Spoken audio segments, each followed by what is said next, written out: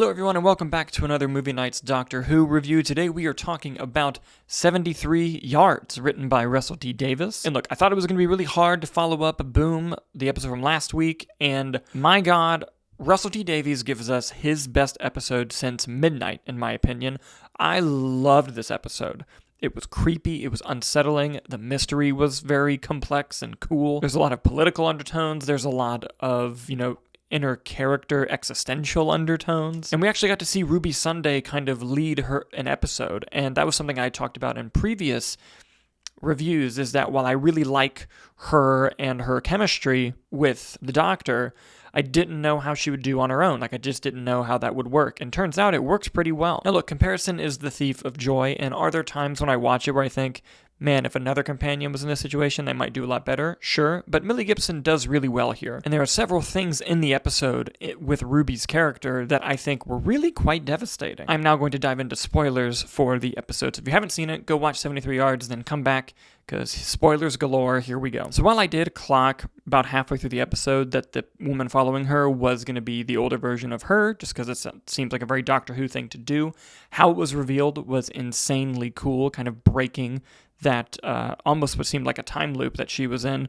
Not even necessarily a time loop, but like a timeline. And this episode also adds to the reoccurring theme that we've seen since the 60th anniversary specials of things that are kind of mythical or rumored coming true with the circle in this episode. I forget the type of circle that they call it, but the circle. And I think they're definitely going to use the fact that Ruby lived a whole life later in the show. Like, she'll start to remember more and more of it. Like, I wouldn't be surprised if when we meet Kate Stewart again, because we got an awesome Kate Stewart appearance, that when we see Kate Stewart, it's going to be like, oh, I think I know you, we've met before, something like that. Speaking of I know you, we've met before, they finally addressed the Susan Twist of it all. When we see Susan Twist's character, Ruby mentions, like, have I met you before? So it's definitely an intentional thing, like we always knew it would be. And I really liked the sets in the episode as well, like the little pub that she was in Wales, and just, I think it was a rugby stadium they were in. That was really fascinating, very cool. And honestly, the shift to her having to take down a political leader, I thought was a very unique take on this type of story. I did not see that coming at all. And kudos to the story for having her live a whole life. And like I said, I think at some point, I'm assuming here, I think at some point she's going to start to remember that she had lived a whole life before.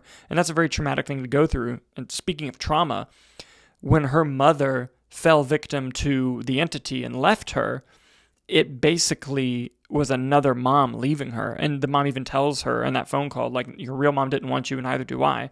My god, that's fucking devastating. And I thought Millie Gibson played it really well. And I also love the metaphor, at least that I took away from the episode. I'm sure there's a lot of metaphors you could take from this. Your older self is thinking right now, don't let your younger self just let the world get ruined while you sat and watched. It was kind of something I took away from it, and that's going to be in the eyes of the viewer. But I thought that was really interesting. And, when there's a Doctor Light episode, you have to make sure the lack of the Doctor's presence is felt, and it was felt tremendously in this episode. And if I told you on paper, what happens beat for beat in the episode, you would think oh, that's not going to work. But it worked in spades. I thought it was exceptionally well done. And I love when we get this kind of Russell T. Davies, because yes, he loves his camp, he loves his fun, but he can pull shit like this. He's an excellent writer, and it's good to see him bring this back to Doctor Who, like Midnight, like I mentioned before. That was my favorite episode of his that he wrote in his first era of the show. Also, there was a little detail that I caught when Kate Stewart made her appearance, and she's talking to Ruby, and she says something along the lines of,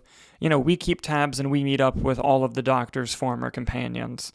And that made me think oh, maybe there could be a former companion that comes back. And then I was like, wait, I talked about it a little bit last time, but the overarching theory that maybe Susan, his granddaughter, could be coming back.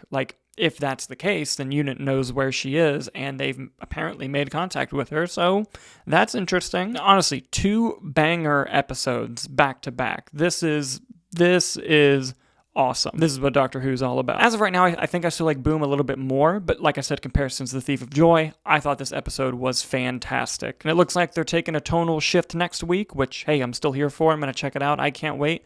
73 Yards, though, guys. What did you think about it? Please leave your thoughts and comments below, and give the video a like. It'll really help things out around here. And if you're not subscribed, please do. Thank you guys so much for watching, and I'll see you on the next one.